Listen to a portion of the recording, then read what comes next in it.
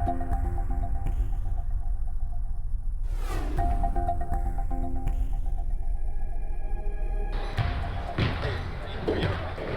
okay? Are any guys Corman? No. Medics at all? No. Is there a Corman? Is there a Corman around? Corman! I'm Corman, what's going on? Yeah, man, we just finished our last set of jumping jacks. Okay. And fell over. What's the red Marcus for? Oh, he's a sickle cell trait. You alright, man? Hey, man, are you okay? Are you all right? Hey, go get some help. What happened? We were just running, and he cramped up, grabbed his leg. Hey, what's going on? My leg hurts really bad. Okay, can you move? I can. Okay, roll towards me. 1, 2, 3, roll. Okay, do you have a history of heat casualty? No. Heat exhaustion? No. How about sickle cell trait? Yeah. Okay.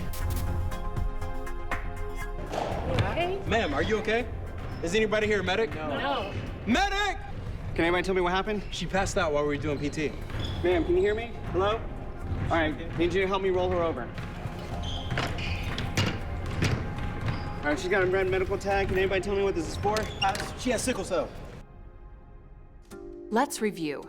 With the information presented, it's difficult to confirm the cause of each warfighter's collapse, and first responders should never make assumptions.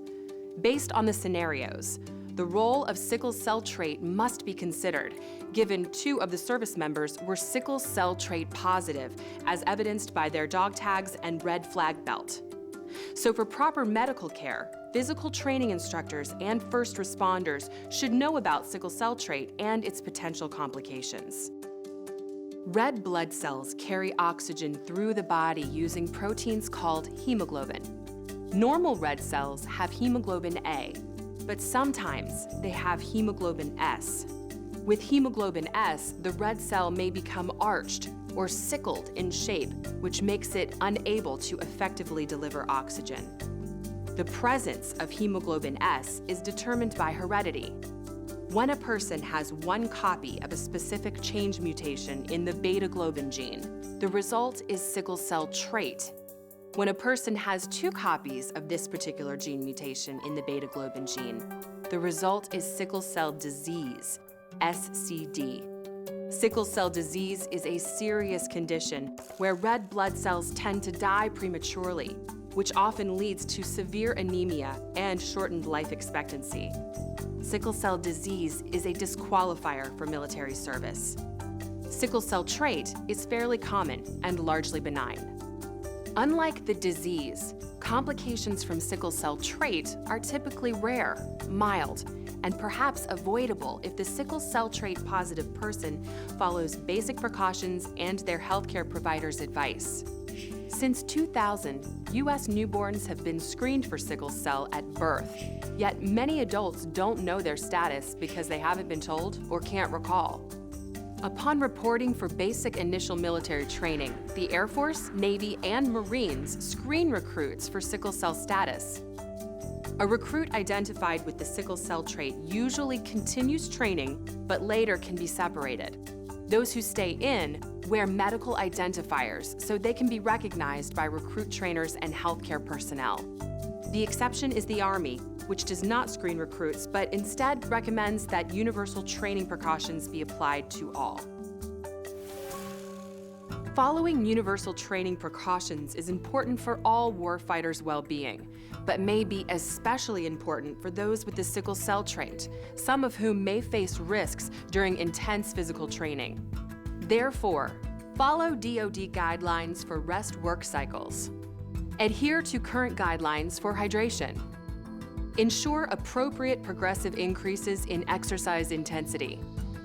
Avoid substances with stimulants, antihistamines, and diuretics, as well as alcohol prior to and during exercise. Avoid pre-workout weight loss and performance-enhancing supplements prior to exercise, and provide immediate medical attention to anyone who is struggling. For some with the sickle cell trait, strenuous exercise coupled with certain environmental and/or physical conditions may increase the risk of exercise collapse associated with sickle trait, or ECAST. Clinical presentation of ECAST varies from severe muscle pain to fulminant collapse. Now, back to our real-life warfighters. Thermometer if you have it. Socks, thermometer, IV kit. Got O2 mask here. All right, you still with me? Head up. IV bag. Questioning revealed that the seaman recruit knew he carried the sickle cell trait, which could help explain his muscle cramps.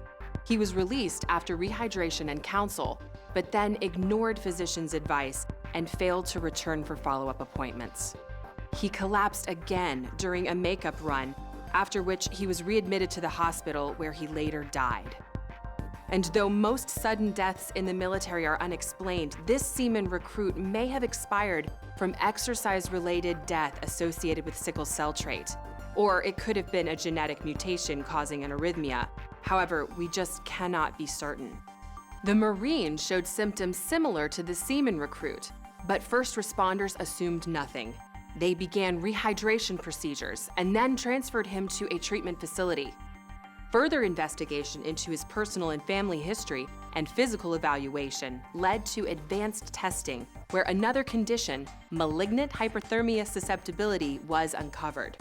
He was medically discharged from service because of this genetic condition. And though first responders suspected sickle cell trait as a possible cause of the airman's collapse because of the red medical alert tag, her symptoms were actually related to dehydration and heat exhaustion.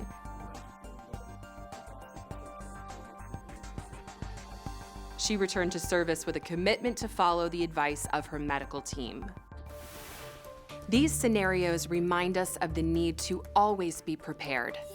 You can be prepared if you recognize struggling warfighters, know emergency response protocols, are aware of treatment protocols, and keep abreast of DoD policies and other updates. Also, discuss sickle cell trait with warfighters and remind them of their access to screening and medical resources. You need to respond with knowledge, proper protocol, and confidence. To aid you in treating an exertional collapse associated with sickle cell trait event, please download the ECAST treatment protocol from the CHAMP website, www.usuhs.edu/champ-provider.